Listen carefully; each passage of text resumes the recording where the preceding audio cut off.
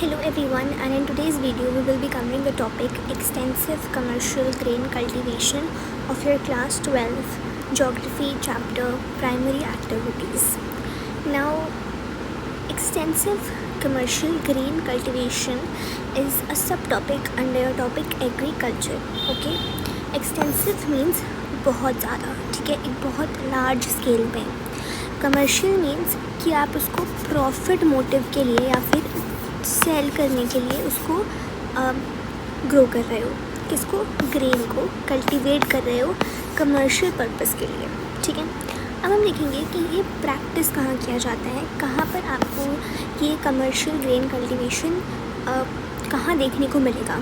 So it is practised in the interior parts of semi arid lands of mid latitudes.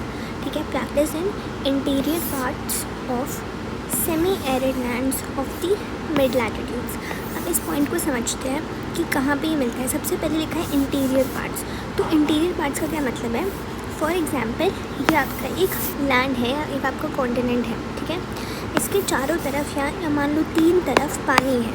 ठीक है, let's say आप India को भी imagine कर सकते हो. यहाँ पे ये इंडिया की कोस्ट लाइन है. तो यहाँ पे इंटीरियर पार्ट क्या होगा, वो पार्ट जो कि अवे है फ्रॉम द कोस्ट. कोस्ट से दूर है ये पार्ट. ये यहाँ पर पानी है, यहाँ पर ये पानी है, ये इसको हमने इंडिया इमेजिन कर लिया है. तो ये यहाँ पर इस पार्ट में पानी दूर है, तो ये कोस्ट से अवे है. अब क्योंकि ये कोस्ट से अवे है तो पानी का जो इन्फ्लुएंस रहेगा वो भी कम रहेगा. तो यहाँ पे रेनफॉल कम देखने को मिलेगी और यहाँ पे एक्सट्रीम टेम्परेचर देखने को मिलेंगे. एक्सट्रीम टेम्परेचर मतलब कि या तो वेरी हॉट या फिर वेरी कोल्ड, वो होते हैं हमारे एक्सट्रीम टेम्परेचर.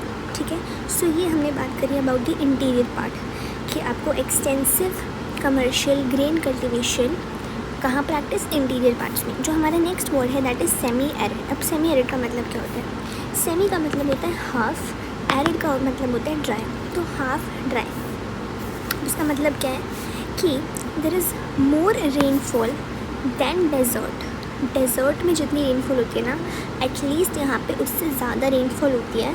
बट ये rainfall it is not enough to support the dense forest. इस रेनफॉल से आप डेंस फॉरेस्ट को सपोर्ट नहीं कर पाओगे. तो जो रेनफॉल होती है that is low to moderate and this area is used for grazing and to cultivate drought resistant crops जैसे कि वीट एंड बार्ले. तो आप ड्रॉट रेजिस्टेंट क्रॉप्स यहाँ से ग्रो कर सकते हो. That is your semi arid lands. और ये सेमी एरिड लैंड्स आपको कहाँ पे देखने मिलेंगे. ये सेमी एरिड लैंड्स आपको मिड लैटिट्यूड. अब मिड लैटिट्यूड क्या होता है, वो latitude between the 30 degree and 60 degree north और साउथ ऑफ इक्वेटर, जहाँ पे आपको मॉडरेट क्लाइमेट देखने को मिलता है. तो वहाँ उन एरियाज़ में हम एक्सटेंसिव कमर्शियल ग्रेन कल्टीवेशन को एरिड लैंड्स, ठीक है, हाफ ड्राई लैंड्स, जो कि, और ये जो पार्ट है ये इसका इंटीरियर पार्ट है. तो सेमी एरिड लैंड का जो इंटीरियर पार्ट है प्लस जो आप ये देख रहे हो, ये पूरा जो एरिया है आपका, ये पूरा एरिया आपका मिड लैटिट्यूड्स है. सो जो वीट होता है वो प्रिंसिपल क्रॉप है.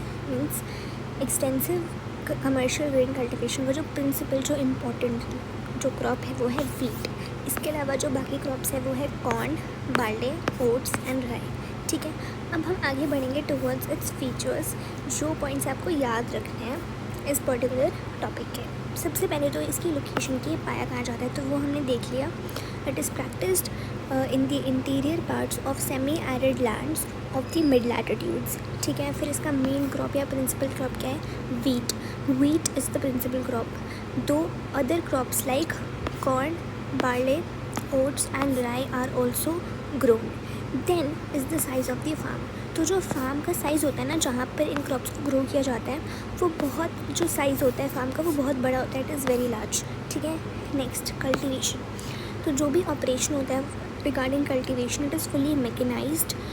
From your ploughing to harvesting each and everything is mechanised. ठीक है, मशीन के थ्रू होता है.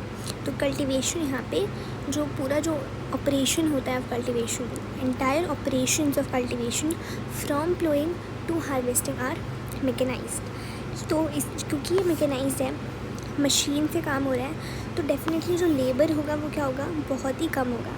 जो भी वर्कर्स हमें चाहिए होंगे they will be few.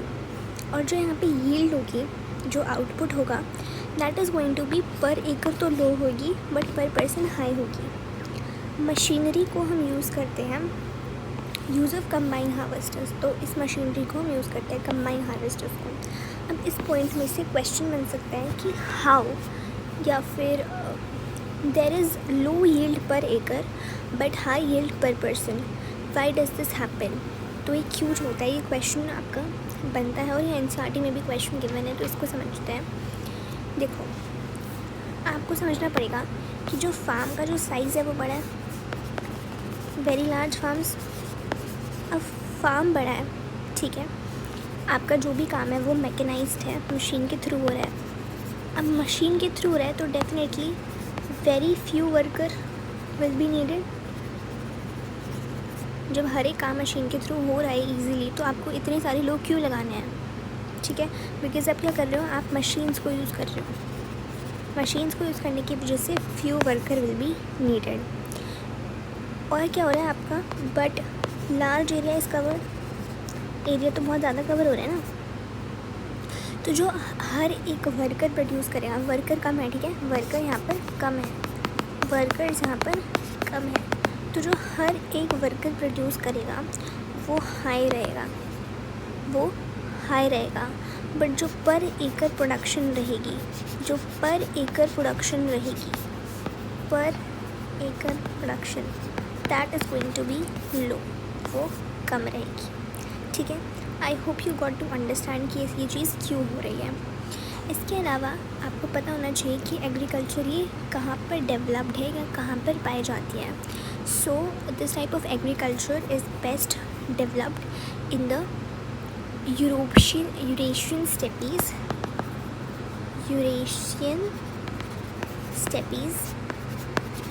Canadian prairies, then American prairies, then you have your pampas of Argentina, then velds of South Africa, Australian downs. So these are some basically the areas where this is more prevalent and this is more developed. And then you have New Zealand as well, Canterbury Plains, okay. So these are the areas which are well developed. The Eurasian steppes, it is the Europe-Asia part, Russia, Ukraine, Kazakhstan, that area. Canadian prairies are in Canada, American prairies are in USA, Pampas are in Argentina, Wells of South Africa, then Australian downs is of Australia, and Canterbury Plains is of New Zealand, okay. That is all that you need to cover for this particular topic and learn. Just let us quickly revise it कि जो extensive commercial grain cultivation होती है, सबसे पहले वो practice कहाँ की जाती है, तो हमने उसकी लोकेशन देख लिया, उसके बाद हमने उसका क्रॉप देख लिया, which crop is most principal there wheat, उसके अलावा बार्ले, ओट्स, राई, ये वाले क्रॉप्स हो गए, कॉर्न हो गया, उसके अलावा फार्म का साइज़ क्या है विच इज़ वेरी लार्ज, जो कल्टीवेशन होती है, जो पूरा ऑपरेशन होता है cultivation from your ploughing to harvesting are mechanised, ठीक है, workers needed are few, so there is low yield per acre but high yield per person, and the machinery we are using is combine harvesters. That is it that you need to learn for this particular topic. And with that, this is all for this video as well. Thank you.